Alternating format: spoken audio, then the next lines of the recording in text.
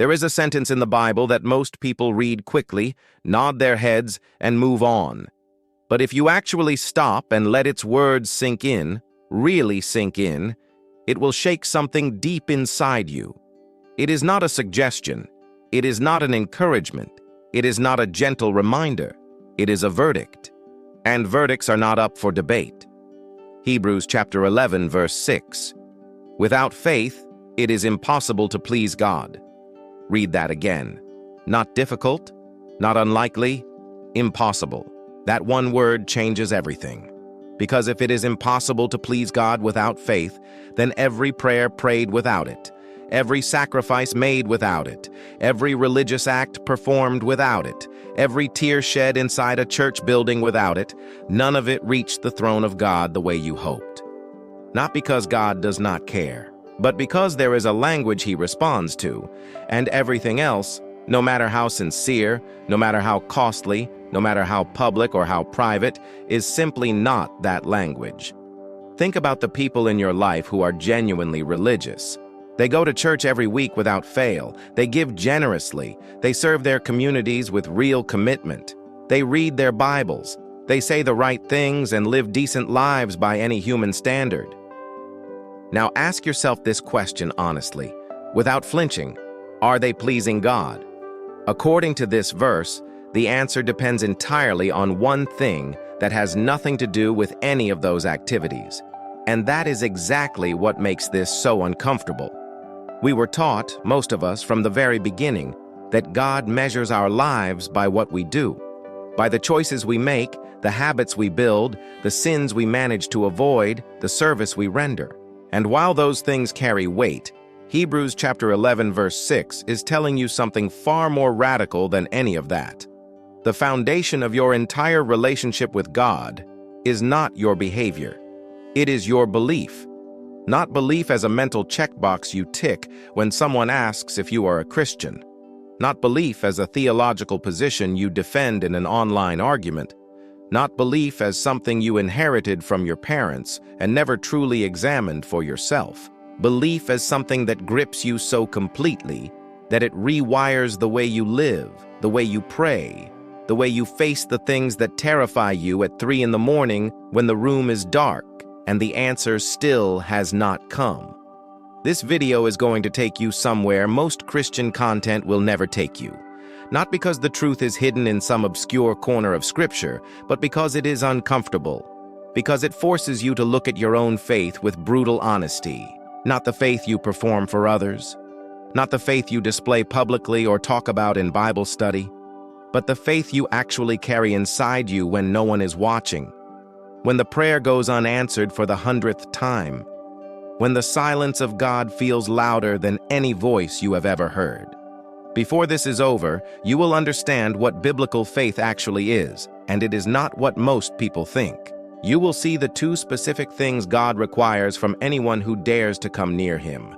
You will discover a hidden promise buried inside this one verse that most believers have walked past their entire lives without ever stopping to unwrap it. And you will know, with a clarity you may have never had before, what it truly means to please the God who spoke the universe into existence. This is not a devotional. This is not a motivational speech dressed in religious language. This is a confrontation with one of the most consequential truths in all of Scripture. A truth that could completely redefine the way you understand your own relationship with God. And it starts right now. A verdict is not an opinion. A verdict is not a perspective you can weigh against other perspectives and decide which one feels more reasonable to you. A verdict is a declaration that carries the full weight of authority behind it. And when that authority is God Himself speaking through His own word, the only appropriate response is not debate. It is attention. The writer of Hebrews did not stumble onto this statement by accident. He was writing to people who understood sacrifice. People who had grown up inside a system of rituals, offerings, ceremonies, and religious duties so elaborate and so deeply woven into their identity that the idea of setting any of it aside felt like a kind of death. These were people who had memorized the law, who had kept the feasts, who had offered the right animals at the right times in the right places, And the writer looks at all of that history, all of that devotion, all of that religious weight, and delivers a verdict that cuts straight through every single layer of it. Without faith, it is impossible. Not without enough good works. Not without a clean moral record. Not without a perfect attendance at the temple. Without faith. That one condition reframes the entire conversation about what it means to be right with God. And here is what makes this verdict so devastating for so many people. It is delivered not to pagans, not to people who never gave God a second thought, but to people who were deeply, sincerely, genuinely religious.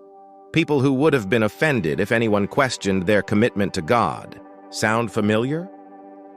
There is a specific word in the original Greek text that most translations simply render as impossible, and its force is absolute.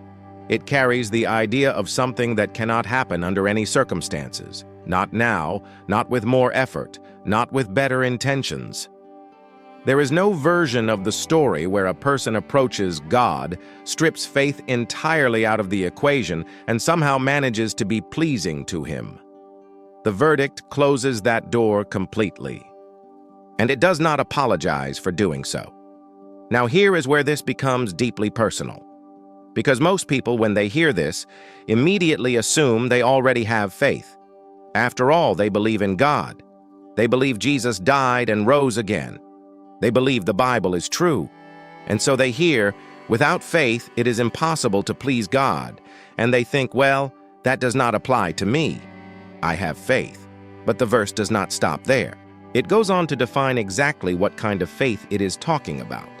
And that definition is where most people discover, sometimes for the first time, that what they have been carrying may not actually match what God is asking for. This is not meant to condemn you. It is meant to wake you up, because there is a version of faith that is inherited and never personally owned. There is a version of faith that is cultural, that fits comfortably inside the religion you were raised in, that never cost you anything, that never had to survive a storm. And then there is the faith this verse is describing. The faith that Abel had when he brought his offering. The faith that Enoch had when he walked with God so closely that God simply took him. The faith that Noah had when he built an ark for a flood no one had ever seen before. That faith is not passive. That faith does not sit quietly in the background of your life. That faith moves. It decides. It acts under pressure in the direction of a God it cannot see but refuses to stop trusting. The verdict that changes everything is not just that faith is required. The verdict is that the kind of faith God recognizes is alive. It has a pulse. It responds to reality not by denying it, but by anchoring itself to something more real than what the eyes can see. And the moment you understand that, the moment that truth lands inside you and stays there, you stop asking whether God is listening. You start asking whether you are actually speaking His language. That question is going to follow you into everything that comes next. And it should. There is something deeply human about the desire to manage how we are perceived. From the time we are children, we learn to present the best version of ourselves to the people whose opinion matters most to us. We dress differently depending on who we are going to see. We choose our words carefully in certain conversations. We highlight our strengths and quietly bury our failures. It is not always dishonesty. Sometimes it is simply survival. But here is the problem. We bring that same instinct into our relationship with God, and it does not work, not even slightly. God is not impressed by the image you have carefully constructed for public consumption. He is not moved by the version of you that shows up on Sunday morning, dressed well, singing loudly, lifting hands at exactly the right moment. He is not swayed by the theological vocabulary you use when you pray, or by the length of your prayers, or by how emotional you sound when you deliver them. He sees something that no human being in your life has ever been able to see. He sees the interior, the actual you, the one that exists before you have time to filter, adjust, and present. The prophet Samuel understood this before most. When God sent him to anoint the next king of Israel, Samuel looked at the oldest son of Jesse and saw exactly what a king should look like: tall, strong, impressive in every visible way, and God stopped him cold. 1 Samuel chapter 16 verse 7 records God saying something that should permanently change the way you think about who he is. The Lord does not look at the things people look at. People look at the outward appearance, but the Lord looks at the heart. That verse is not poetry, it is architecture. It describes the structure of how God evaluates a human life, and it means that every attempt you have ever made to appear faithful, to perform devotion, to manufacture the external evidence of a faith you are not sure you actually have on the inside, every single one of those attempts was seen for exactly what it was. Not because God is harsh, but because he is honest, and you cannot fool someone who already knows everything. This is precisely why Hebrews chapter 11 verse 6 is so important, because it does not ask what you look like from the outside. It does not ask how long you have been a Christian, how many Bible verses you have memorized, how many mission trips you have taken, or how many people you have led to faith. It asks one thing: what is actually happening inside you when you come to God? Is there genuine belief? Not performed belief. Not socially acceptable belief. Not inherited belief that you have never personally stress-tested. Actual, living, internal conviction that God is who he says he is, and that he does what he says he will do. Here is what makes this so confronting. You can fool a pastor. You can fool a congregation. You can fool your family, your small group, your accountability partner, everyone who knows your name and thinks they know your story. But you walk into the presence of God completely exposed. Every pretense dissolves. Every carefully rehearsed religious habit becomes transparent. And what remains, what God actually sees and responds to, is whatever is truly at the core of your relationship with him. Now, before this feels like accusation, hear what it actually is. It is an invitation to something better than performance. Because a God who cannot be fooled is also a God who cannot be alienated by your honesty. You do not have to pretend with him. You do not have to clean yourself up before you approach him. You do not have to manufacture a faith you do not yet fully have.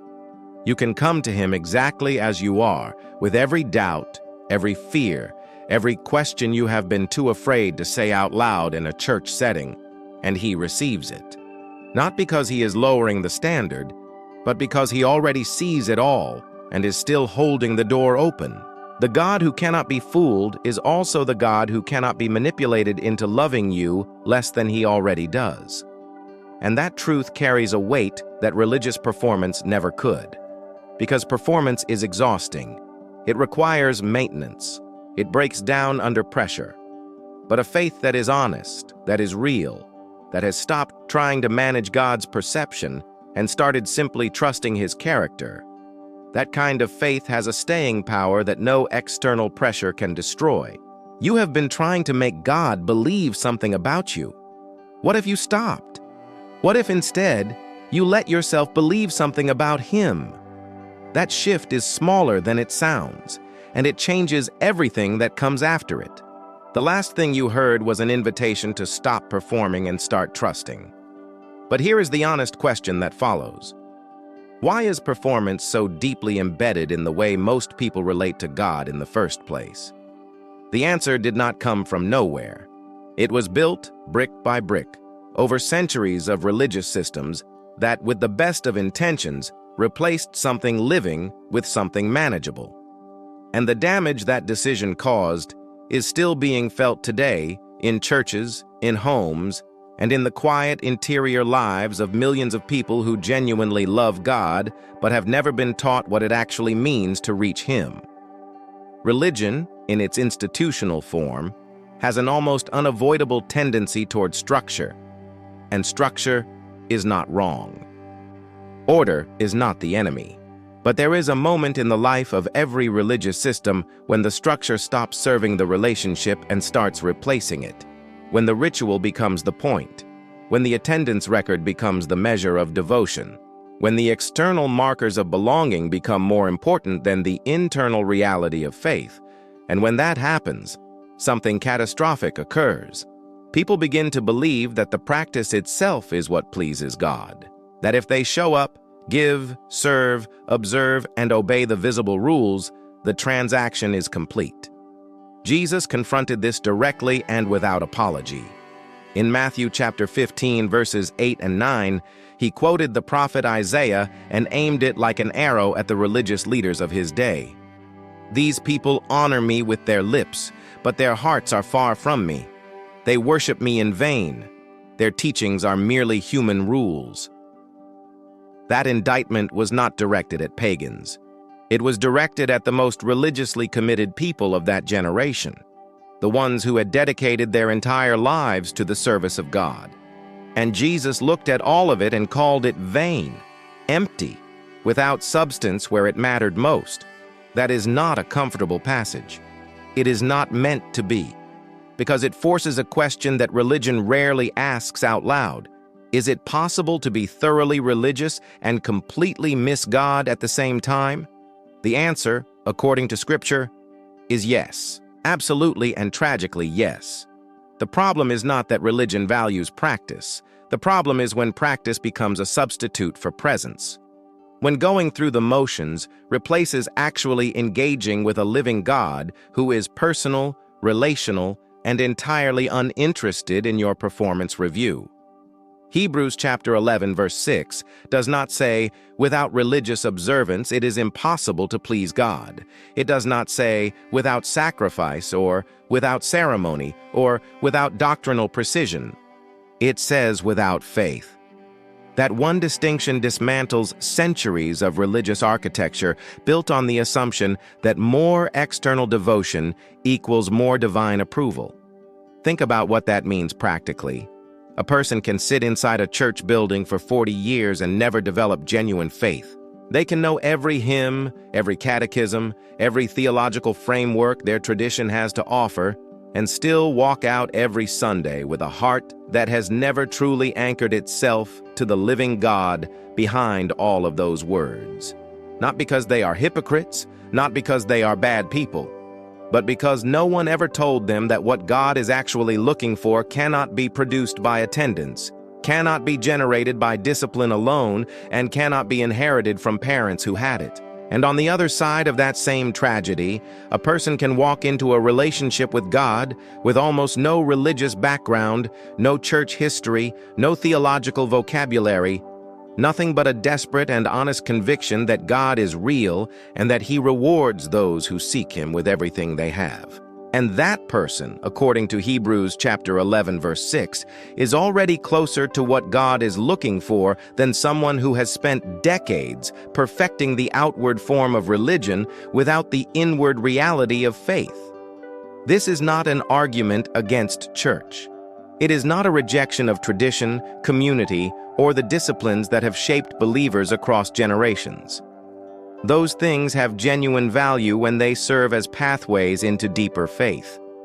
The problem has never been the practices themselves. The problem is when the path becomes the destination. When people mistake the vehicle for the place it was always meant to take them. What religion got wrong, at its core, is the sequence. It put behavior before belief, performance before relationship, external conformity before internal transformation. And in doing so, it produced generations of people who are fluent in the language of faith, but have never actually spoken it from the inside. God has never been interested in your religious resume. He has always been interested in your heart. And your heart, the real one, the one He sees without any of the filters you carefully maintain for everyone else, is either trusting Him or it is not. There is no religious activity on earth that changes that binary. Only faith does. And understanding what that faith actually is made of, its real anatomy, its actual components, is exactly where this goes next. You just heard that religion got the sequence wrong. That behavior was put before belief, performance before relationship. But that raises the most important question this video will ask. If faith is the one thing God requires above everything else, then what exactly is it? Because if you cannot define it with precision, you cannot know whether you actually have it. And not knowing whether you have it is the most dangerous place a person can stand. Most people, when asked to define faith, reach for feelings. Faith is what you feel when you are confident something is going to work out. Faith is the warmth you sense during worship. Faith is the surge of certainty you experience in a powerful church service when the music is right and the atmosphere is charged and everything inside you feels aligned with heaven. But here is the problem with that definition. Feelings are weather. They shift. They respond to circumstances, to sleep deprivation, to grief, to disappointment, to the chemical reality of a hard week. If your faith is built on feeling, it will be strong when life cooperates and it will collapse when life does not. And life, as you already know, does not always cooperate. Others define faith as optimism, a kind of spiritual positive thinking that expects good outcomes and refuses to entertain negative possibilities. But that is not faith either. That is wishful thinking wearing a theological costume. Optimism is anchored in your own assessment of the situation. Faith is anchored in the character of a God who exists entirely outside your situation and is not limited by it in any direction. The writer of Hebrews does not leave you to guess. At the very opening of Hebrews chapter 11, verse 1, before he gets to verse 6, he gives you the definition, "Now faith is the substance of things hoped for, the evidence of things not seen." Pull that apart carefully. Substance, evidence.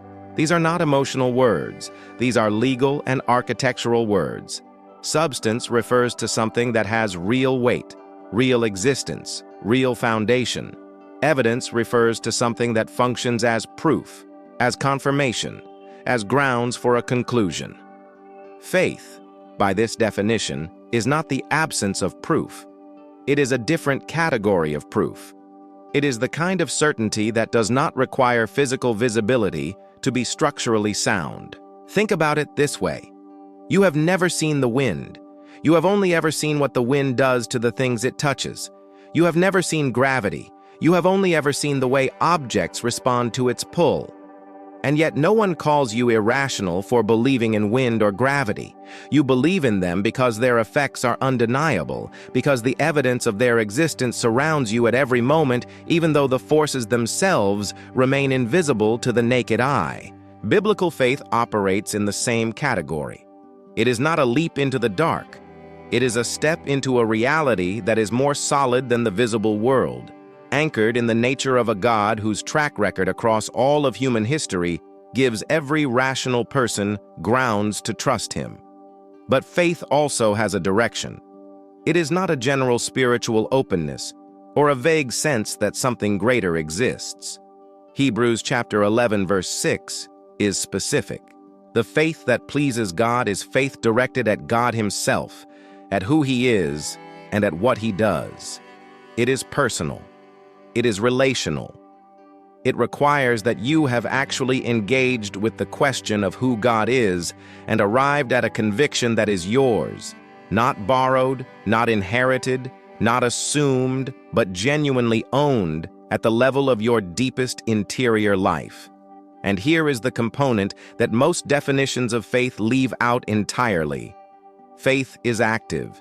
It does not sit still. Every person listed in Hebrews chapter 11 did something in response to what they believed. Abel brought an offering. Noah built. Abraham went out, not knowing where he was going, and kept walking anyway. Faith that produces no movement, no response, no change in the direction of a life is not the faith this verse is describing. It may be agreement, it may be admiration, but it is not the faith that reaches God. The anatomy of biblical faith, then, has three distinct components that cannot be separated without destroying the whole. There is conviction, the internal certainty that God is real and that his word is trustworthy. There is trust, the relational decision to rest the weight of your life on who he is rather than on what you can manage on your own. And there is action, the outward movement that flows naturally from the first two, not as a way of earning anything, but as the inevitable expression of a belief that has actually taken root. When those three things are present together, you are not just believing in God, you are believing God. And that distinction, small as it sounds, is the difference between a religion and a relationship. What that relationship costs, what it demands from the deepest part of you when everything around you is falling apart, is exactly where this goes next. You now understand what faith is made of. Its conviction, its trust, its movement. But Hebrews chapter 11 verse 6 does not stop at simply telling you that faith is required. It goes further. It tells you specifically what that faith must contain. And when you look closely at the structure of this verse, you discover that God is not asking for one belief. He is asking for two. And the overwhelming majority of people who consider themselves believers have only ever truly developed one of them. Read the verse again with fresh eyes. Without faith, it is impossible to please God, because anyone who comes to Him must believe that He exists and that He rewards those who earnestly seek Him. There it is. Two distinct convictions laid side by side. Two pillars that must both be standing for the structure of genuine faith to hold. Remove either one and the entire thing comes down. The first pillar is the belief that God exists. And before you move past that too quickly, sit with it for a moment. Because believing that God exists is not the same as believing that God is present. It is not the same as believing that He is near, that He is engaged, that He is attentive to the specific details of your specific life right now, in this specific season you are walking through. Many people believe in God the way they believe in ancient history. They accept that He was real, that He acted, that He spoke and moved and intervened in the lives of people whose stories fill the pages of Scripture. But somewhere between the last page of the Bible and the moment they are living in right now, they quietly stopped believing that the same God is still active in the same way. They have a belief in a God who existed, not a living, present confidence in a God who exists right now, fully aware of their name, their circumstances, their pain, and their need. That distinction is not minor. It is everything. Because a God you believe existed can be admired from a distance. A God who exists demands a response. He demands engagement. He demands that you come to Him not as someone approaching a historical monument, but as someone walking into the presence of a person who is already looking at you. The second pillar is where this becomes even more confronting. God requires that you believe He rewards those who earnestly seek Him. This is not simply believing that God is powerful enough to bless you. It is believing that He is willing, that He is inclined toward you, that seeking Him is never a wasted act, never a futile exercise, never a movement that goes unnoticed or unreciprocated. And this belief is far rarer than people realize, because it requires you to hold on to the goodness of God in seasons when everything visible suggests the opposite. Think honestly about the times in your life when prayer felt like speaking into an empty room. When you sought God with genuine desperation, and the silence that answered you felt less like mystery and more like absence. In those moments, the second pillar is the one that gets tested with a ferocity that the first pillar rarely faces. Most people, even in their darkest valleys, never stop believing that God exists. But vast numbers of people in those same valleys quietly stop believing that He rewards. They begin to suspect, without ever saying it out loud, that their seeking is not the kind God notices. That the promise of reward applies to other people, to more spiritual people, to people with a cleaner history, or a stronger faith, or a less complicated story. That suspicion is not doubt. It is a quiet form of unbelief that wears the clothes of humility. And it is precisely the thing that Hebrews chapter 11 verse 6 is designed to dismantle. Because the promise is not conditional on your worthiness. It is conditional on your seeking. God does not say He rewards the deserving. He says He rewards those who earnestly seek Him. The word earnestly carries the idea of diligence, of sustained pursuit, of someone who does not seek God as a last resort, but as a first response, who keeps seeking even when the answer delays, who refuses to interpret silence as rejection. Both pillars must stand together. A person who believes God exists, but doubts his willingness to reward, will seek him tentatively, cautiously, always half expecting to be disappointed. Their faith will be genuine in its origin, but crippled in its expression. And a person who believes God rewards, but has never truly settled the question of who he actually is, will chase blessings without relationship, pursuing the hand of God while never truly knowing his face. When both beliefs are fully present, something shifts in the way you pray, in the way you wait, in the way you interpret the hard chapters of your life. You stop seeing silence as abandonment. You start reading it as the space between a promise and its fulfillment. You stop approaching God with the energy of someone trying to earn a response and start approaching him with the quiet confidence of someone who already knows they are being heard. Two beliefs, both required. And the weight of actually carrying both of them at the same time, especially when the cost of seeking God becomes higher than you expected, is what the next part of this is going to take you directly into. You just heard about two beliefs that must stand together, the belief that God exists and the belief that he rewards those who seek him. But here is the question that the second pillar immediately raises, the one that sits quietly underneath the promise and demands an honest answer. What happens when seeking God does not feel like reward? What happens when the pursuit of God does not lead you into comfort, but into the most difficult terrain of your life?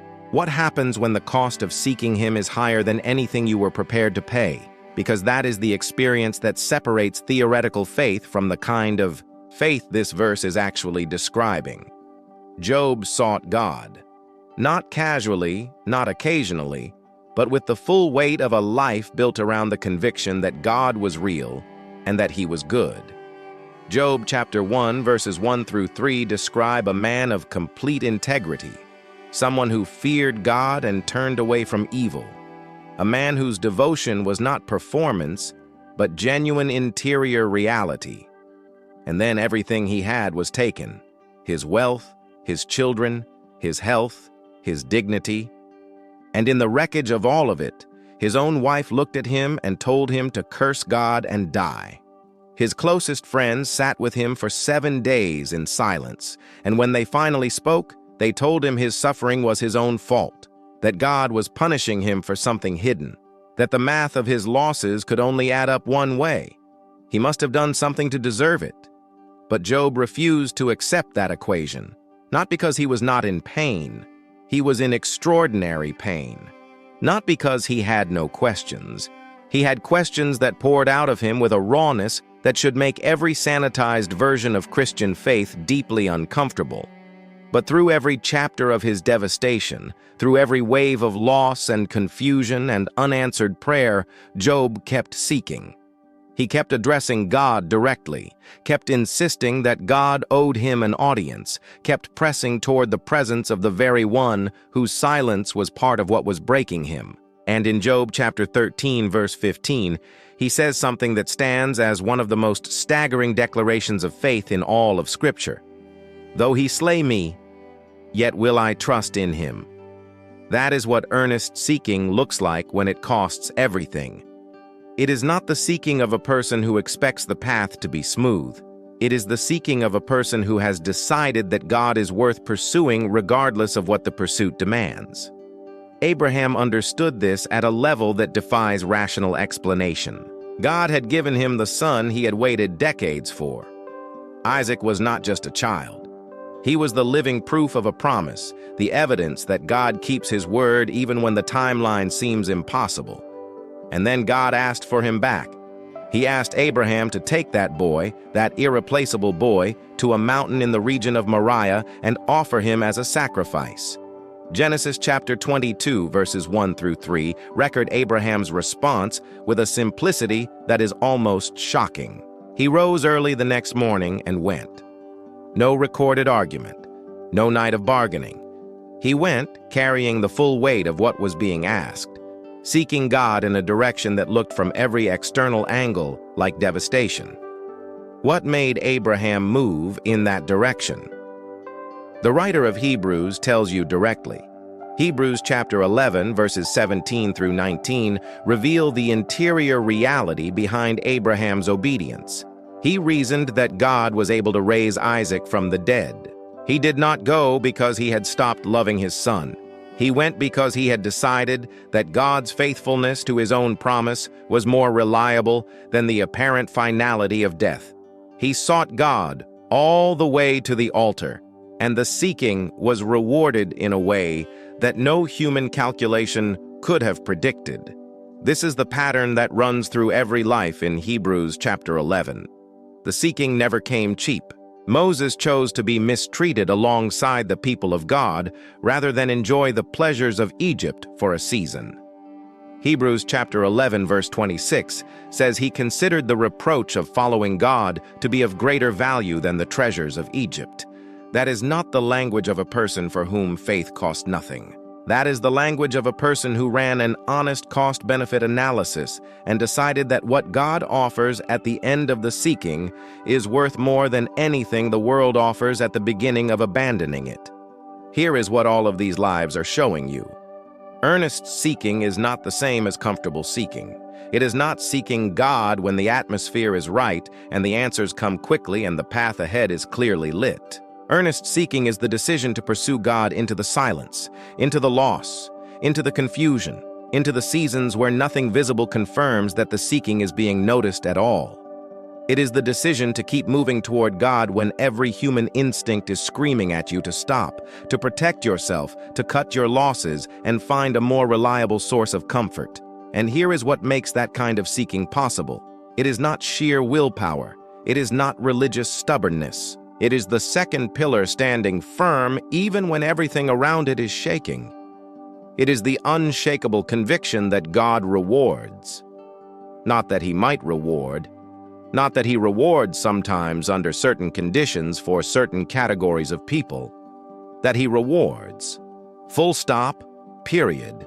No asterisk. The cost of seeking God is real. Anyone who tells you otherwise is selling you a version of faith that will not survive contact with real life. But what is waiting at the end of that seeking is something so far beyond what you are being asked to give up that the exchange, when you finally see it clearly, will leave you wondering why you ever hesitated at all. And buried inside Hebrews chapter 11 verse 6, hidden in a single Greek word that most people read past without slowing down, is the proof of exactly that. What that word reveals about the character of the God you are seeking is what this goes into next. You just heard about the cost of seeking God. The altar Abraham walked toward. The losses Job refused to let sever his connection to the God he could not see. The treasures Moses left behind without looking back. And if you have been listening closely, a question has been building underneath all of it. How can a person sustain that kind of seeking?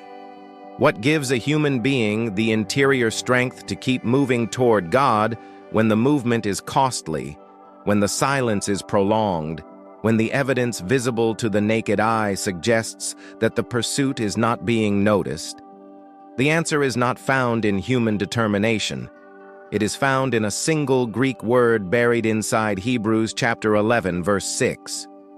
A word that most people read past in less than a second, without realizing that what they just skipped over is one of the most extraordinary descriptions of God's character anywhere in Scripture.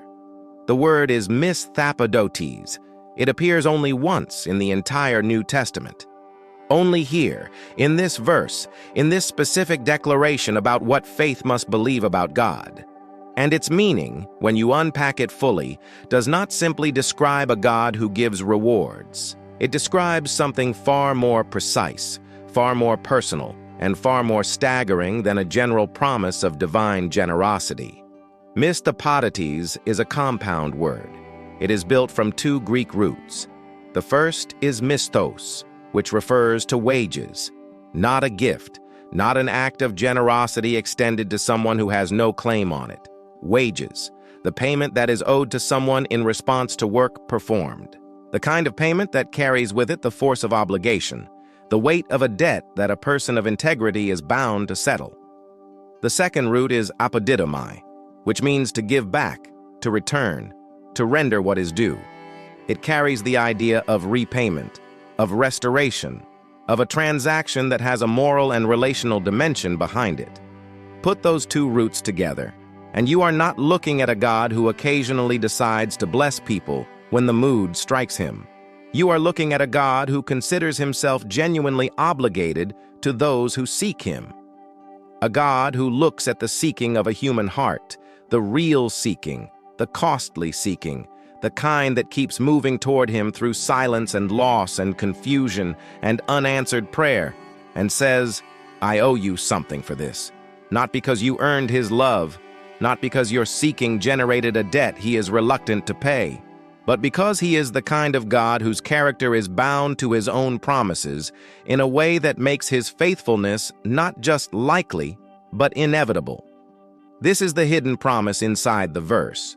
Not just that God rewards, but that God rewards the way a just employer pays a faithful worker, with the full recognition of what was given, with the complete awareness of what the seeking cost, with a precision that misses nothing, forgets nothing, and overlooks no detail of the journey you walked to get to him.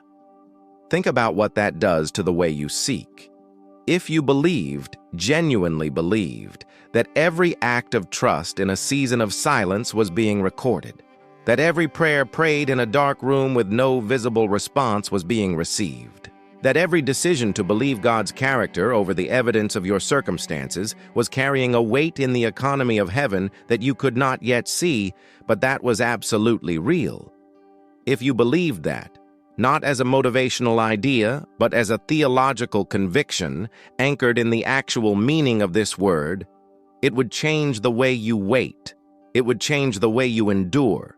It would change the way you interpret the quiet seasons of your walk with God. The writer of Hebrews is not offering you a vague spiritual encouragement when he uses this word. He is making a precise claim about the nature of the God you are being asked to seek. He is telling you that God is not an indifferent force that occasionally notices human devotion. He is a God whose very character contains within it a commitment to respond to those who come to him with genuine faith. The seeking is never wasted. The cost is never invisible to him. The reward is not a possibility. It is a certainty tied to the nature of who he is. And here is what makes this even more remarkable. The promise is not attached to the quality of your seeking. It is not reserved for the people whose faith was perfect, whose pursuit was uninterrupted, whose devotion never wavered under pressure. Every person in Hebrews chapter 11 had moments of failure, of fear, of hesitation.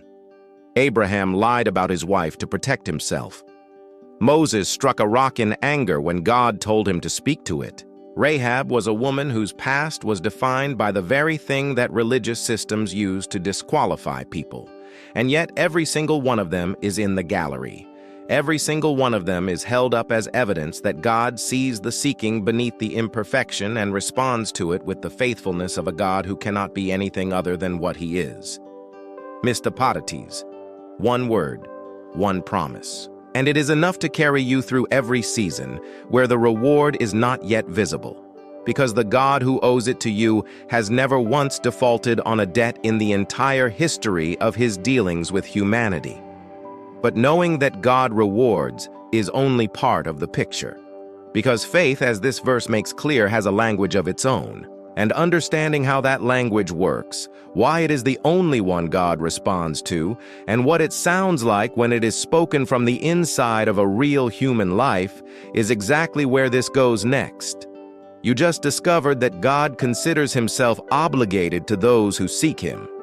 That the word mistopotates carries the weight of a debt, a moral commitment rooted in the very nature of who he is. But that promise immediately raises a question that deserves a direct answer. If God is genuinely inclined to respond, why does it so often feel like he is not hearing you? Why do prayers go unanswered for months, for years, sometimes for decades? Why does a God who is described as eager to reward those who seek him seem, at times, so unreachable? The answer is not that God is distant. The answer is that there is a specific language he responds to, and most people have spent years speaking something close to it without ever speaking it exactly. And close, in this case, is not close enough. Every relationship has a language, not just the words used, but the entire system of communication that makes genuine connection possible. A marriage where two people have stopped being honest with each other may still involve daily conversation, but the real language of that relationship has broken down. The words are still there, the sentences are still being formed, but the thing that makes communication more than just an exchange of sound, the vulnerability, the trust, the willingness to be fully known and still fully present, that is gone. And both people feel it, even if neither one names it. Your relationship with God works the same way. He is not unreachable. He is not selective about whose voice he hears. But he responds to a specific kind of communication that cannot be faked, cannot be manufactured by discipline alone, and cannot be sustained by anything less than genuine internal conviction. That communication is faith. And faith, when it is real, when it is the kind described in Hebrews chapter 11, does not just carry a request to God. It carries a declaration about who God is. It says, before the answer comes, before the evidence appears, before the situation changes in any visible way, I believe you are who you say you are. I believe you are here.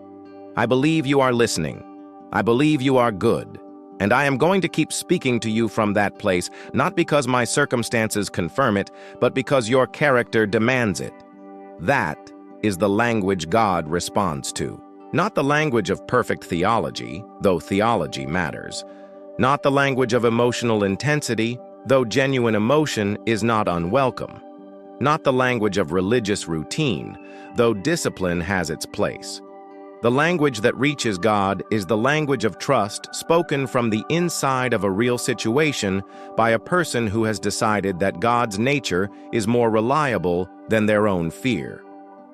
Romans chapter 8 verse 26 reveals something about this that most people miss entirely. It says that the Spirit helps us in our weakness, that we do not know what we ought to pray for, but that the Spirit himself intercedes for us with groanings that words cannot express.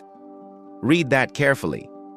There are moments in the life of faith when the words fail, when the situation is so heavy, the confusion so complete, the pain so deep, that the most honest thing you can offer God is not a carefully structured prayer, but something that does not even qualify as language by human standards.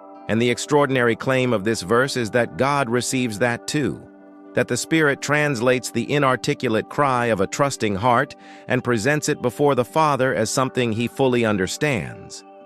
This means that faith as a language is not about eloquence. It is not about knowing the right words or the right format or the right theological framework to wrap your request in. It is about the interior posture from which the communication comes. A person who prays with perfect grammar and zero trust is speaking a language God recognizes as performance. A person who can barely form a sentence but is anchored in the unshakable conviction that God is present and good is speaking the language that moves heaven. The prophet Elijah understood this. 1 Kings chapter 18 records one of the most dramatic moments of answered prayer in the entire Old Testament. Elijah stood before the prophets of Baal on Mount Carmel and called down fire from heaven. But before he prayed, he did something that reveals everything about the language of faith. He repaired the altar of the Lord that had been torn down. He rebuilt it. He restored it. He did not just pray in the direction of a God he hoped was listening. He took a physical action that declared his conviction that the God of Israel was present, was real, and was about to respond. And then he prayed a prayer that was not long, not elaborate, not emotionally charged. It was 13 sentences.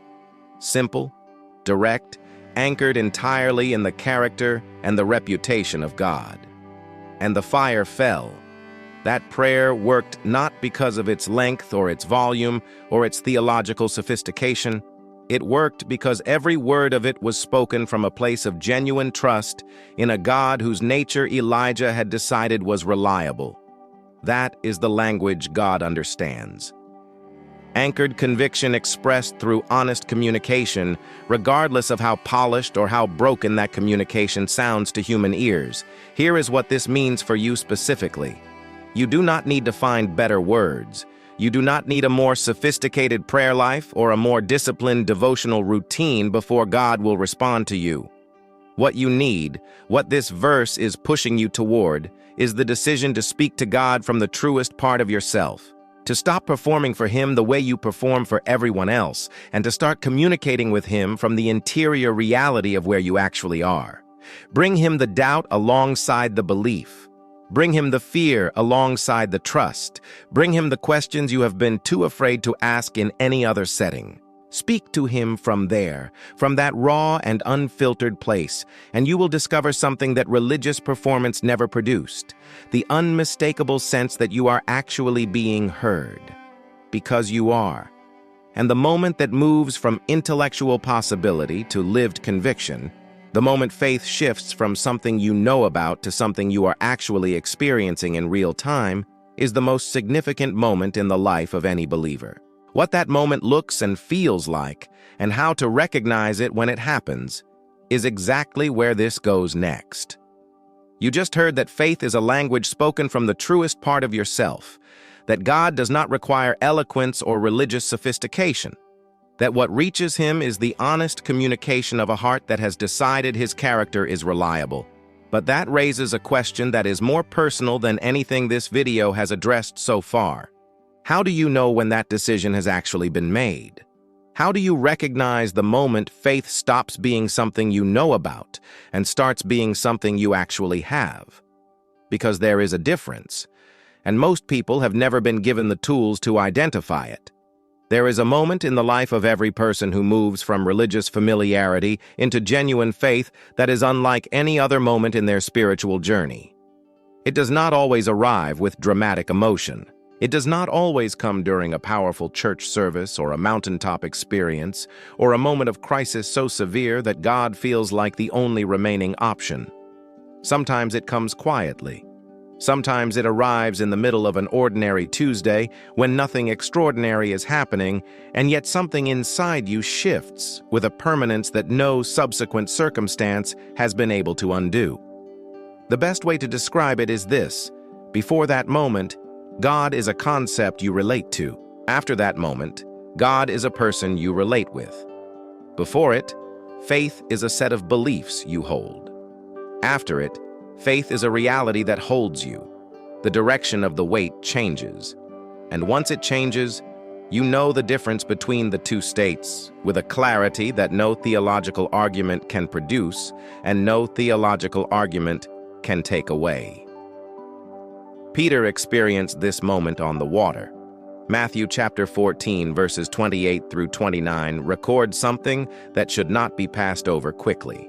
When Jesus walked toward the disciples on the sea, Peter did not simply observe from the boat and feel inspired. He asked to come. And when Jesus said, "Come," Peter stepped out. That step, that single physical movement from the security of the boat onto the surface of an impossible situation, was the moment faith became real for Peter in a way it had never been before. Not because he succeeded perfectly. He did not. His eyes moved from Jesus to the wind, the fear came in, and he began to sink. But the sinking itself was inside the experience of real faith, because he had already done the thing that genuine faith does. He had moved in the direction of Jesus at the cost of every visible security. That is what the moment of real faith feels like.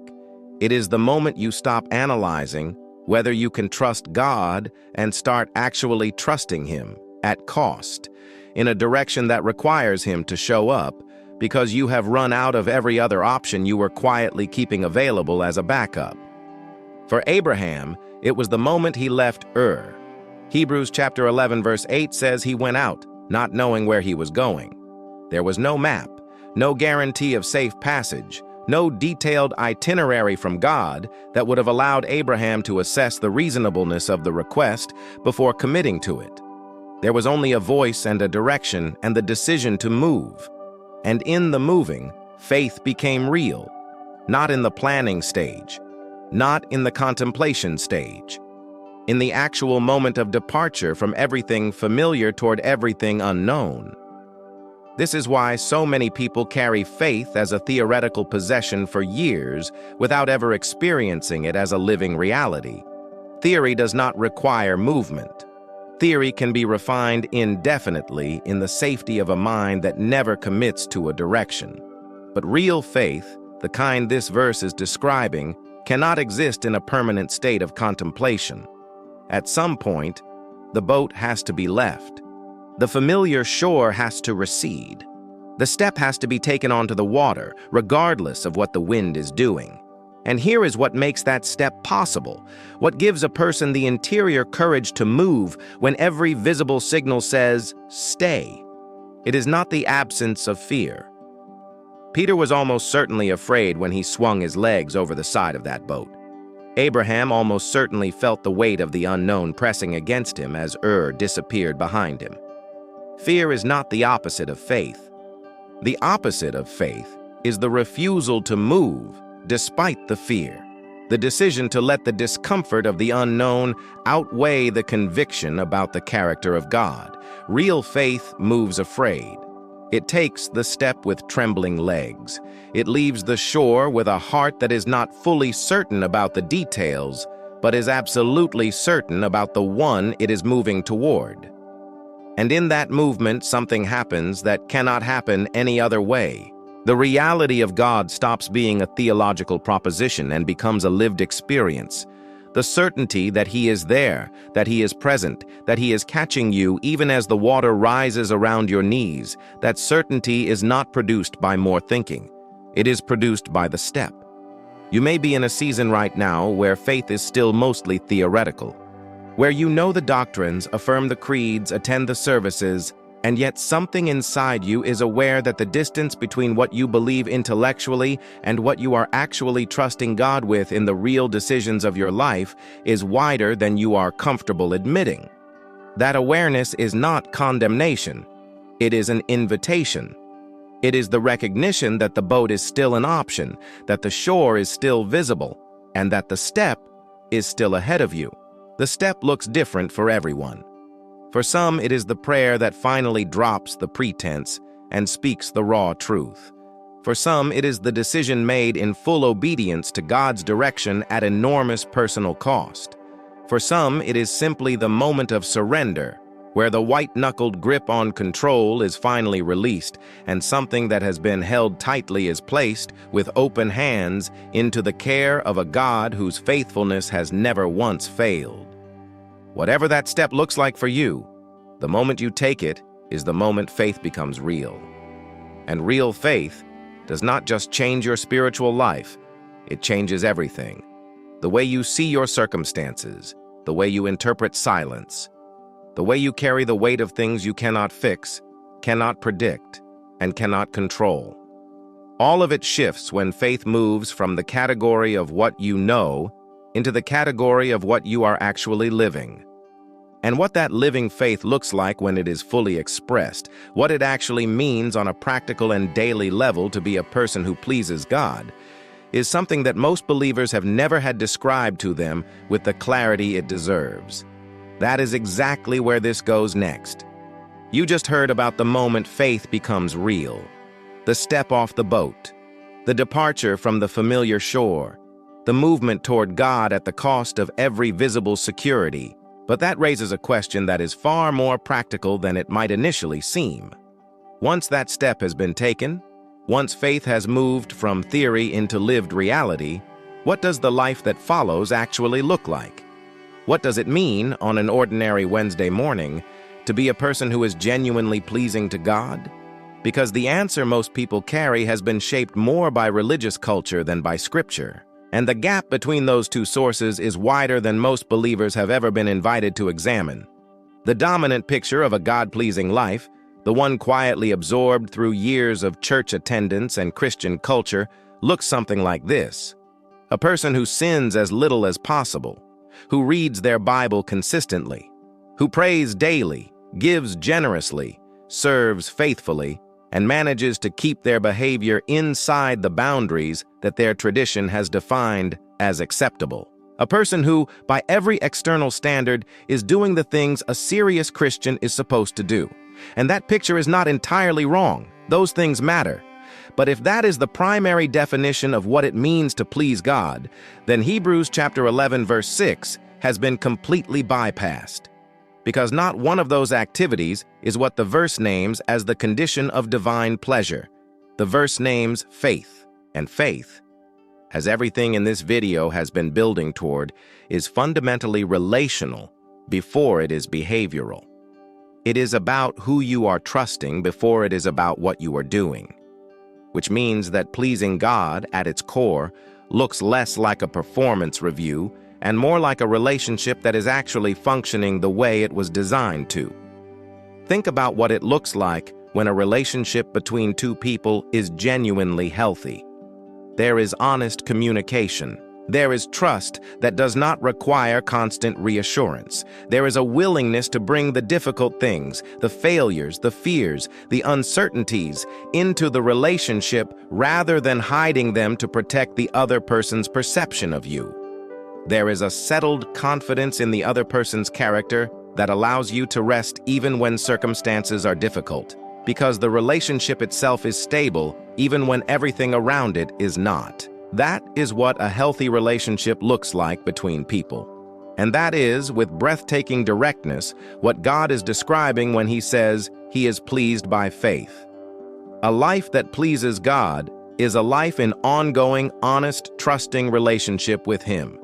Not a perfect life, not a life without failure, without doubt, without seasons of confusion and distance and unanswered questions. The people in Hebrews chapter 11 were not perfect. They were not sinless. They were not people whose behavior was so consistently excellent that God had no choice but to be impressed. They were people who, in the middle of their very human and very imperfect lives, kept turning back toward God, kept trusting his character over their own fear, kept seeking his face even when his hand was not visibly moving on their behalf. Enoch is one of the most striking examples of this. Genesis chapter 5 verse 24 says simply that Enoch walked with God. That is the entire description of his life that Scripture chooses to preserve. Not that he performed miracles, not that he built something, led a nation, or accomplished anything that would register as significant by any human standard of achievement. He walked with God. And Hebrews chapter 11 verse 5 tells you that before God took him, he had this testimony, that he pleased God. The pleasing and the walking were the same thing. The relationship was the accomplishment. This is the reorientation that most believers need. Pleasing God is not the prize you receive after you have successfully performed enough religious activities. It is the natural state of a life that is genuinely oriented toward Him. It is what happens when a person stops trying to manage their standing before God through behavior and starts simply living in honest connection with a God who already knows everything about them and has chosen to remain fully present anyway. That does not mean behavior is irrelevant. A life genuinely oriented toward God will produce fruit. It will change the way choices are made, the way relationships are handled, the way money is used, the way power is exercised. But those changes are the output of a living relationship, not the input that generates divine approval. The sequence matters enormously. When you try to produce the fruit without the root, you get religious performance. When the root is healthy, the fruit becomes almost inevitable. Colossians chapter 1 verse 10 captures this with precision. Paul prays that believers would walk in a manner worthy of the Lord, fully pleasing to Him. And then he describes what that walk produces, bearing fruit in every good work and increasing in the knowledge of God. Notice the order. The walk comes first. The fruit is what the walk naturally generates. The knowledge of God deepens as the relationship continues. It is organic. It is relational. It is the opposite of a checklist. So what does pleasing God actually look like in the texture of a real life? It looks like bringing your honest self to Him every day, not the edited version, not the version you are comfortable with other people seeing, but the actual you. It looks like trusting His character in the seasons when His actions are not visible. It looks like making decisions that align with what you know of Him, even when those decisions cost you something. It looks like returning to Him after failure without the prolonged self-punishment that treats His grace as insufficient. It looks like a life that is genuinely organized around the conviction that He is real, that He is present, and that He rewards every act of genuine seeking with a faithfulness that never runs out. That life is available to you.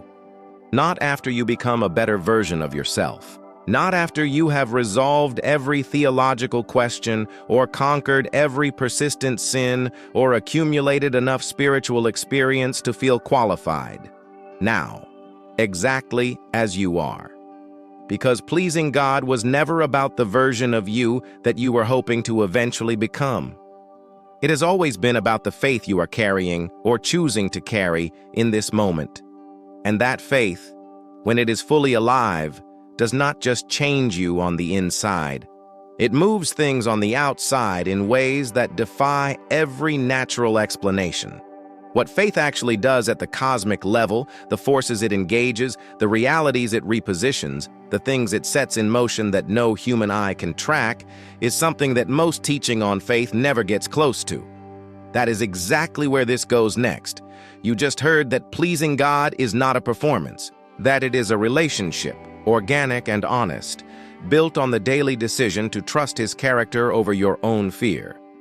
But now something needs to be said that most Christian content carefully avoids, not because it is theologically controversial, but because it is so far outside the boundaries of ordinary human experience that saying it out loud requires a willingness to take Scripture at its full weight, rather than quietly domesticating it into something more manageable. Faith does not just change you on the inside. It moves things. Not metaphorically, not as a poetic way of describing personal transformation. Literally. Faith, the kind described in Hebrews chapter 11, verse 6, engages realities that exist entirely outside the visible world and repositions them in ways that affect the visible world with measurable, undeniable force. This is not mysticism. This is the consistent testimony of Scripture from Genesis to Revelation, and it is time to stop reading past it as though it were decorative language rather than factual description. Hebrews chapter 11 verse 3 opens the entire chapter with a statement that most readers absorb without fully processing its implications. By faith we understand that the universe was formed at God's command, so that what is seen was not made out of what was visible. The visible world was produced by an invisible act. The entire material reality you inhabit, every atom, every force of physics, every law of nature that governs the behavior of matter and energy, all of it came into existence through something that operated entirely outside the visible realm.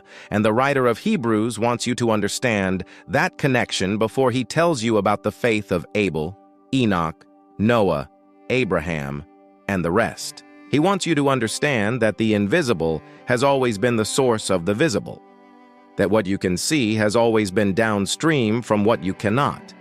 Faith operates in that upstream place. It connects the trusting human heart to the God who spoke galaxies into existence and whose word has never once returned to him empty. And when that connection is genuine, when the faith is real and the seeking is earnest, things move. Not always immediately, not always in the direction or the timeline that the person praying had in mind, but they move. Because a God who cannot lie has committed himself to responding to the faith that reaches him. Daniel understood this. Daniel, chapter 10, verses 12 through 13, record one of the most extraordinary behind-the-scenes glimpses in all of Scripture. An angelic messenger arrives and tells Daniel that from the very first day he set his heart to understand and humbled himself before God, his words were heard. The response was immediate. But the delivery was delayed for 21 days because of resistance in the spiritual realm. 21 days of Daniel praying into what felt like silence. 21 days of earnest seeking with no visible confirmation that anything was happening. And the entire time, unseen forces were in motion in response to his faith. He had no idea. He could not see it, but it was real. This is the dimension of faith that Hebrews chapter 11 verse 6 is pointing toward when it uses the word misthapadotes. The God who rewards is not operating only in the visible realm. His responses to faith are not limited to the things you can observe with your eyes and measure with your instruments. He is working in dimensions of reality that your physical senses have no access to, moving things that have no material form but carry enormous spiritual weight. And the instrument through which he moves them is the faith of a trusting human heart. Jesus described this with a directness that should permanently recalibrate the way you think about prayer. In Matthew chapter 17, verse 20, he said that faith the size of a mustard seed could move a mountain, not rearrange your feelings about the mountain, not help you cope with the mountain more effectively. Move it. Physically relocate it.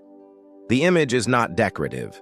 It is a description of the actual relationship between genuine faith and physical reality. Mountains, in the language of Scripture, are not just geological formations. They are immovable obstacles, things that no human strength can shift. And Jesus looked at his disciples and told them that the limitation was never the mountain. The limitation was always the faith. Paul, writing to the Ephesians in chapter 1, verses 19 through 21, prays that they would know the incomparably great power available to those who believe. And then he describes that power in terms that should stop you completely. He says it is the same power that raised Christ from the dead and seated him above every ruler, every authority, every power, every dominion, and every name that can be named, not just in the present age, but in the age to come.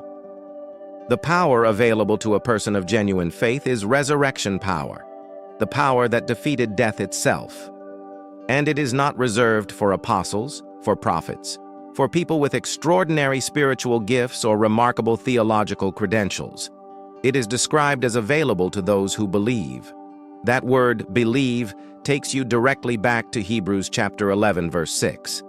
The faith that pleases God, the faith that believes he exists and that he rewards. The faith that is not a feeling or a religious performance, but a living, active, directional conviction that the God who created everything is personally engaged with the life of every person who earnestly seeks him. That faith does not just produce peace of mind. It does not just generate moral improvement. It connects a human life to a power that operates at the level of cosmic reality and moves things in the invisible realm that then produce effects in the visible one. This is why the enemy of faith is not primarily doubt. It is distraction. It is the relentless pressure of the visible world to occupy so much of your attention that the invisible realm begins to feel less real than what you can touch and measure and see. Because the moment the visible becomes more real to you than the invisible, faith loses its grip. The connection weakens, and the power that was available becomes inaccessible, not because God withdrew it, but because the faith that channels it stopped functioning at the level it was designed for. Keeping that faith alive, maintaining its grip on the invisible when the visible is pressing in with enormous force, is not something that willpower alone can sustain. It requires a settled understanding of what you are actually dealing with when doubt enters the picture. Because doubt is not the catastrophic spiritual failure that most religious environments treat it as. Handled correctly, doubt can actually deepen faith rather than destroying it. And the way that is possible is something that almost no one has been taught clearly. That is exactly where this goes next. You just heard that the primary enemy of faith is not doubt. It is distraction. The relentless gravitational pull of the visible world, pulling your attention away from the invisible reality where faith actually operates.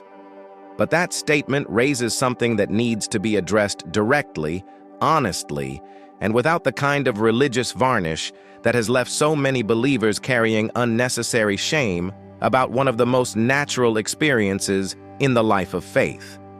Doubt is not the opposite of faith. Unbelief is.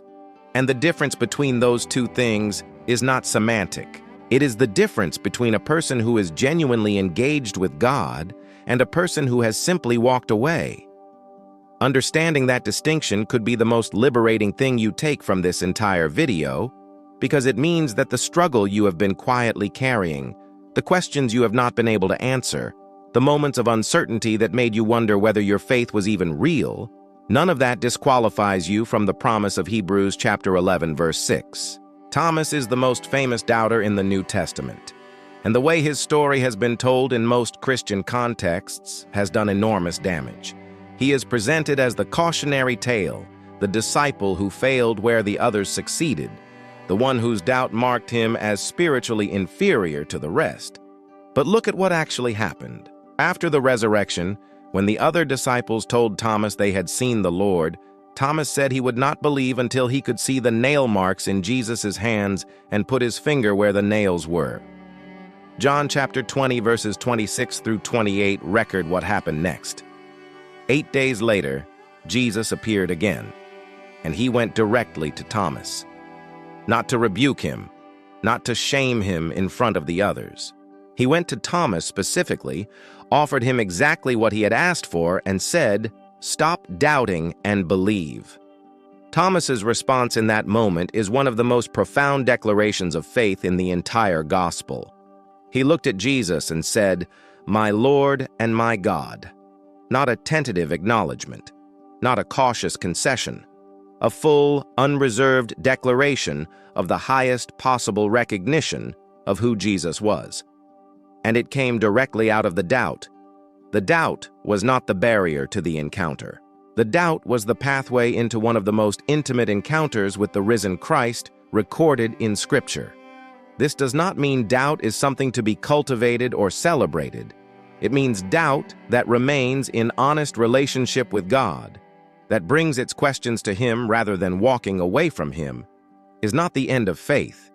It is often the crucible in which faith is refined into something far more durable than it was before the doubt arrived.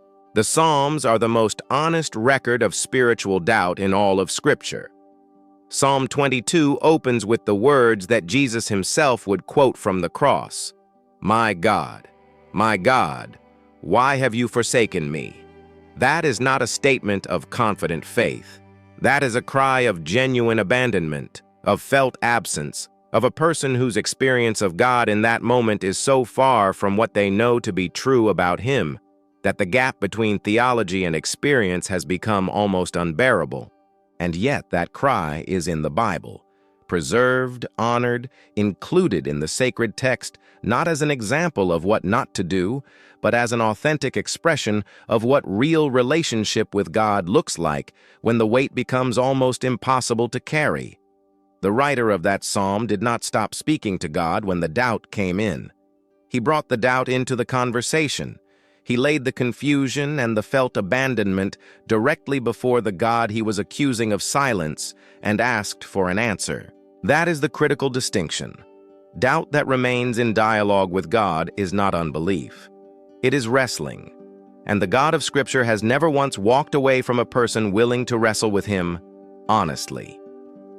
Jacob wrestled with God through an entire night at the ford of Jabbok. Genesis chapter 32, verses 24 through 28, record a confrontation so intense, so physically and spiritually costly, that Jacob walked with a limp for the rest of his life as a result of it.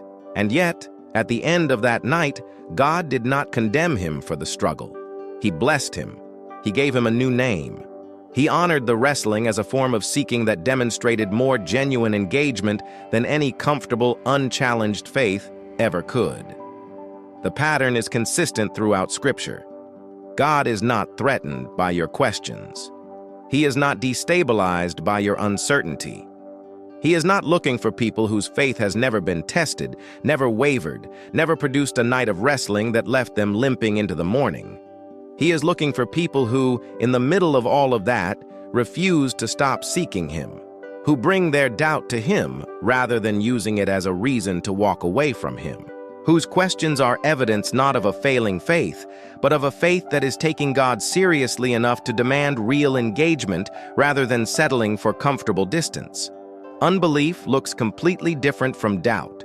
Unbelief is not the presence of questions. Unbelief is the decision to stop seeking answers from God. It is the closed posture, the turned back, the heart that has concluded that God is not worth the continued pursuit.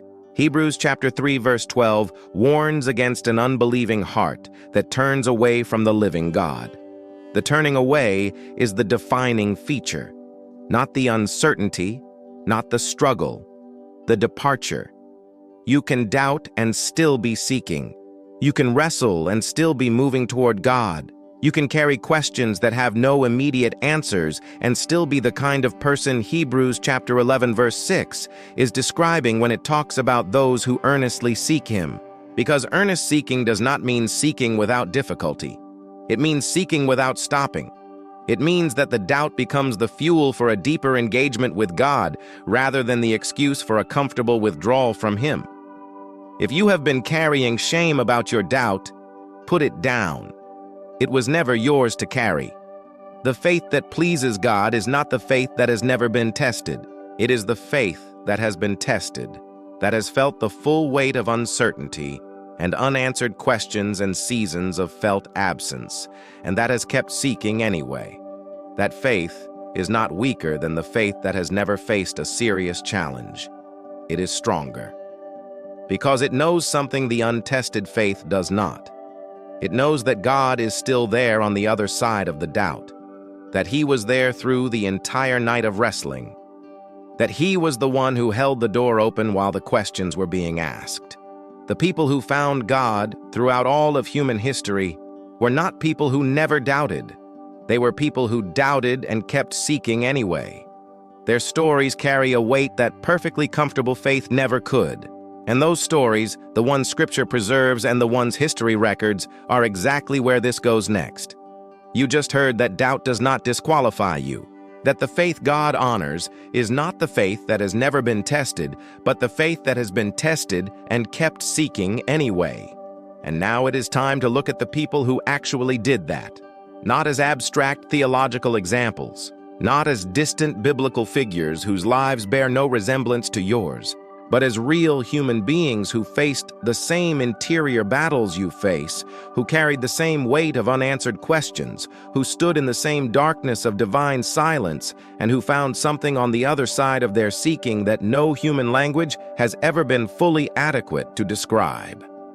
Augustine of Hippo lived one of the most intellectually and morally turbulent lives in the history of the Christian faith. Born in North Africa in the 4th century, he spent the first 3 decades of his life in a relentless and often desperate search for something that could satisfy the hunger at the center of his existence. He pursued philosophy, threw himself into sensuality, embraced one intellectual system after another, fathered a child outside of marriage, and moved through life with the energy of a man who was looking for something but could not name what it was. His mother, Monica, prayed for him for over 17 years without visible result. 17 years of earnest seeking on behalf of a son who was running in the opposite direction. And then, in a garden in Milan, reading a passage from the letter of Paul to the Romans, something broke open inside Augustine that all of his intellectual brilliance and all of his years of searching had never been able to produce. He described it later in words that have echoed across 16 centuries. You have made us for yourself, O Lord, and our heart is restless until it rests in you. The seeker found, not because he deserved it, not because his life had been exemplary, but because the God of Hebrews chapter 11 verse 6 rewards those who seek him, and Monica's 17 years of faithful seeking counted. Blaise Pascal was one of the greatest mathematical and scientific minds of the 17th century. A child prodigy who made foundational contributions to geometry, probability theory, and the physics of pressure and vacuums before he was 30 years old. And yet, for all the extraordinary precision of his intellect, Pascal carried a restlessness that his scientific achievements could not touch.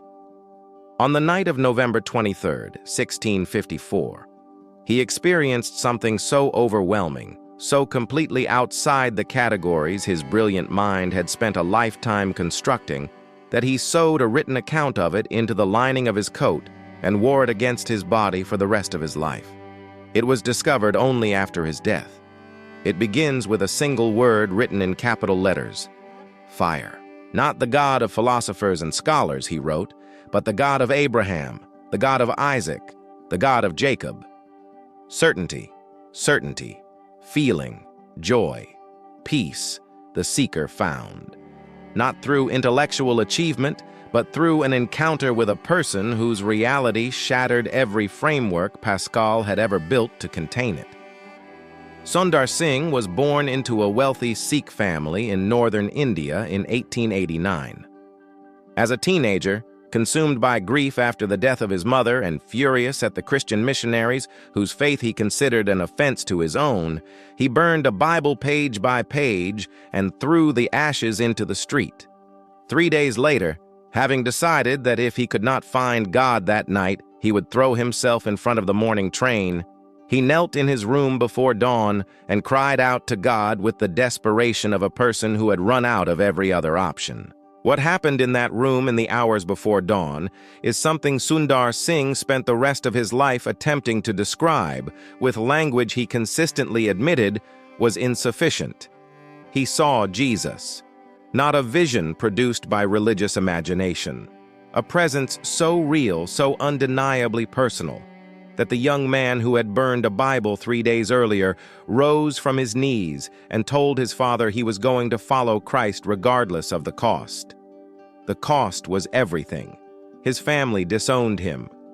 He was poisoned, thrown into a dry well to die, beaten and imprisoned multiple times across the following decades.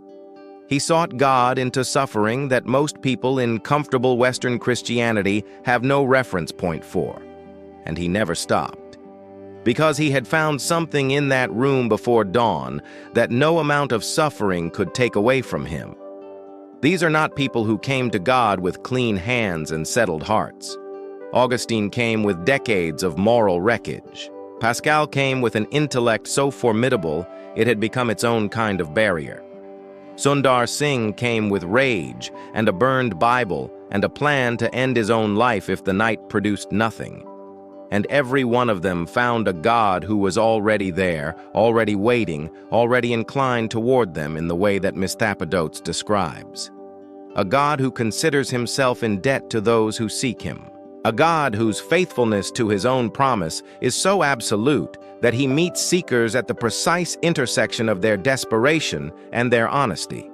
But it is not only the famous ones. The ones whose names history preserved and whose stories fill the pages of books.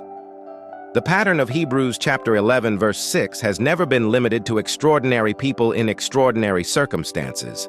It has played out quietly and without public record in the lives of ordinary people across every century and every culture. The widow who prayed for her children through decades of silence and saw them find God one by one.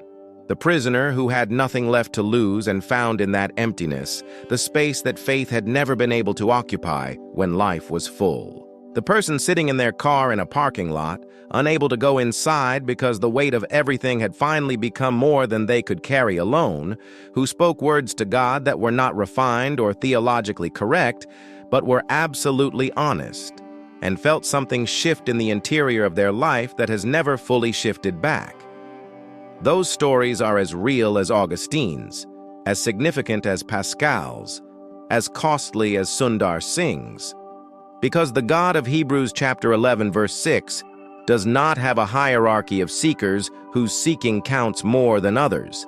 He has a promise, and the promise applies with equal force to the theologian and the prisoner, to the intellectual and the widow, to the person with a dramatic testimony and the person whose finding was quiet and gradual and known only to them and to God.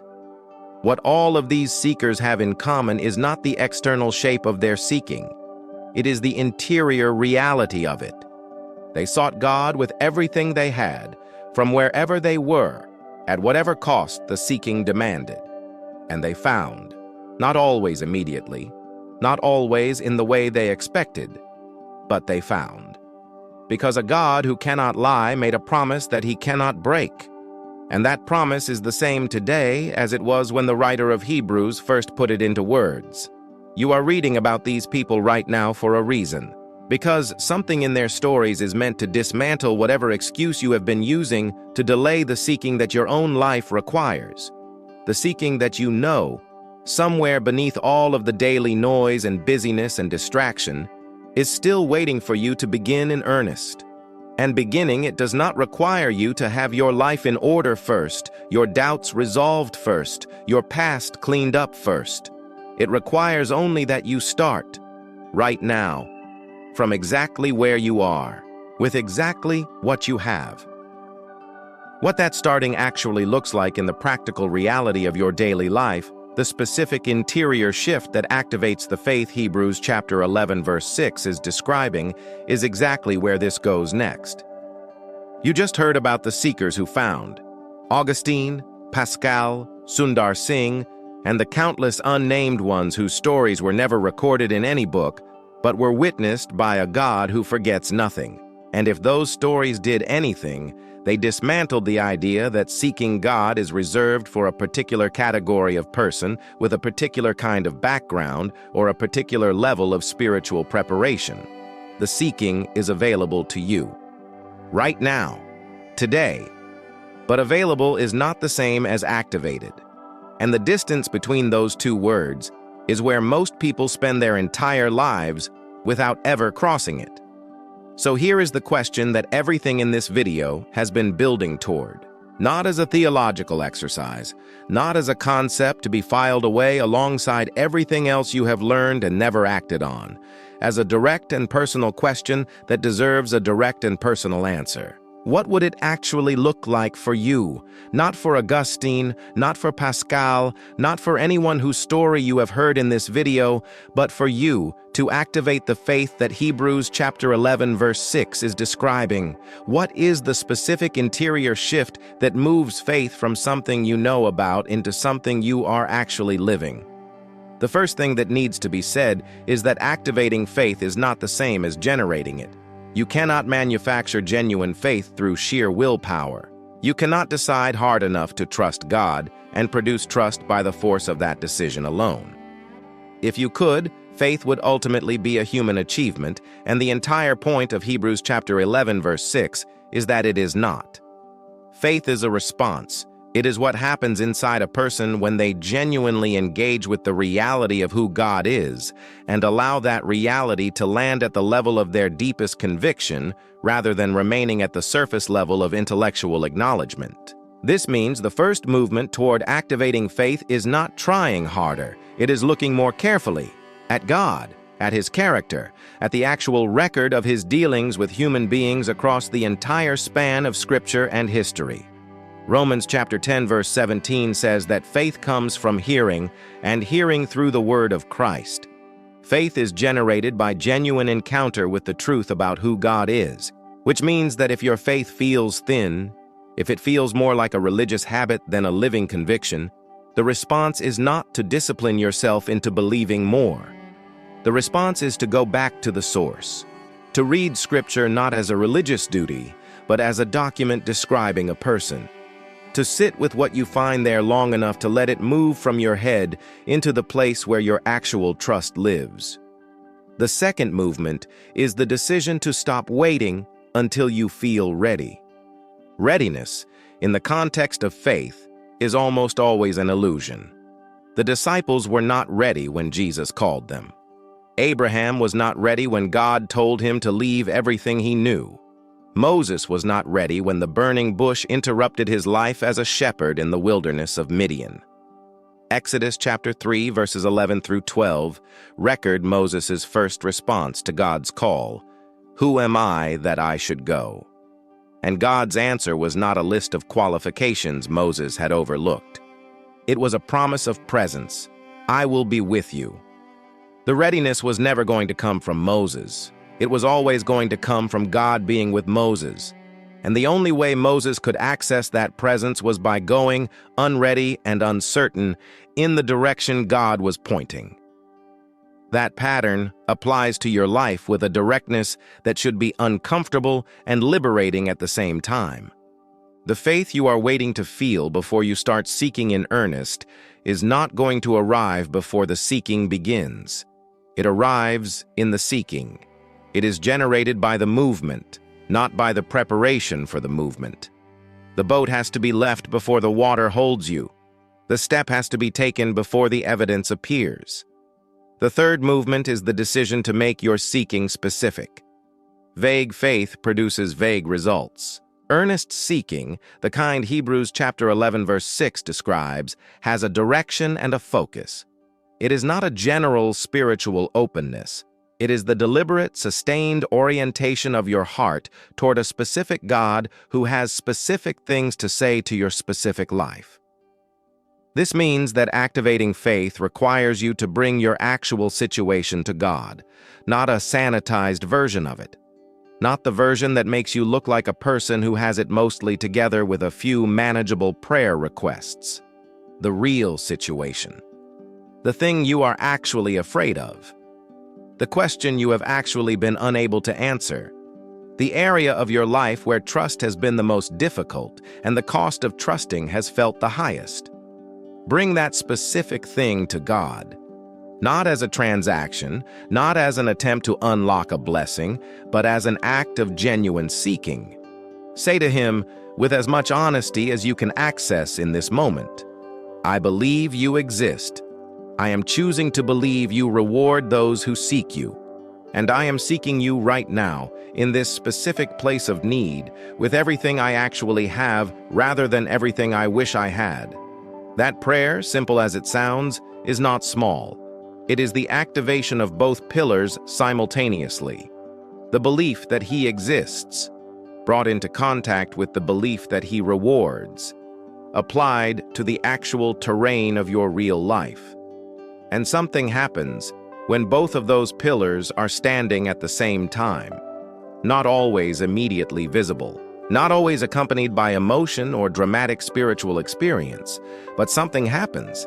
Because the God who cannot lie has attached a promise to exactly that kind of seeking, and His faithfulness to that promise has never once failed in the entire history of His relationship with humanity. The fourth movement is the decision to sustain the seeking beyond the initial moment. Activation is a beginning, not a destination. Faith that is activated in a single moment of honesty and surrender still requires daily renewal. Not because God's faithfulness requires maintenance, but because your own attention does. The visible world will press in again tomorrow. The circumstances that challenged your trust today will still be there next week. The silence that made seeking feel futile in the past will return in some form. And in those moments, the activated faith needs to be renewed by the same decision that activated it in the first place. The choice to believe God's character over the evidence of your circumstances, to speak the language of trust, even when the vocabulary does not come easily, to seek Him again today, the way you sought Him yesterday and the day before. Lamentations. Chapter 3, verses 22 through 23, carries one of the most quietly powerful declarations in all of Scripture. In the middle of the most devastating national catastrophe the writer had ever witnessed, he wrote, "The steadfast love of the Lord never ceases. His mercies never come to an end. They are new every morning. Great is your faithfulness. New every morning." Not because God's faithfulness is inconsistent and requires daily renewal on His part, but because your access to it is renewed each day, you choose to seek Him again. Each morning is a fresh opportunity to activate the same faith, to stand on the same two pillars, and to discover again that the God who rewarded seeking yesterday is the same God who will reward it today. The faith that activates is not the faith that arrived fully formed and never needed tending. It is the faith that makes the same essential decision again and again, in different seasons, under different pressures, with different levels of visible evidence, and finds each time that the God on the other side of that decision is exactly who he said he was. You do not need more information before you start. You do not need a more complete theological understanding, a cleaner personal history, or a more spiritually impressive version of yourself. You need the decision, made honestly, made specifically, made in the direction of a God who has already committed himself to being found by those who seek him with their whole heart. Make the decision, start the seeking, and know with a certainty that goes deeper than feeling and outlasts every season of silence, that what is already on its way toward you is more than worth everything the seeking has cost. What that reward actually is, what is already in motion right now, in response to every act of genuine faith you have ever offered to God, is exactly where this ends. You just heard the call to activate your faith, to bring your actual situation to God with both pillars standing, to make the decision not tomorrow, not after the circumstances improve, but now. And if you made that decision somewhere in the middle of everything this video has taken you through, if something shifted even slightly in the way you are holding your relationship with God, then what needs to be said in these final minutes is the most important thing of all. Because there is a reality already in motion that you cannot see, cannot measure, and cannot track with any instrument available to human beings. And you need to know that it is real. The reward is already on its way, not as a motivational phrase designed to send you away feeling encouraged, as a theological statement with the full weight of the character of God behind it. Every act of genuine faith you have ever offered, every prayer spoken in honest desperation, every decision to trust God's character over the visible evidence of your circumstances, every morning you chose to seek Him again after a night that gave you every reason to stop, none of it has evaporated into the air. None of it was absorbed by silence and lost. Every single act of earnest seeking has been received by a God who describes himself with the word misthapodotes, a God who considers himself in debt to those who seek him, a God whose faithfulness to his own promise is not contingent on your ability to observe it working. 2 Corinthians chapter 4, verses 17 through 18 says something that needs to be read slowly. Paul writes, "For our light and momentary troubles are achieving for us an eternal glory that far outweighs them all. So we fix our eyes not on what is seen, but on what is unseen, since what is seen is temporary, but what is unseen is eternal."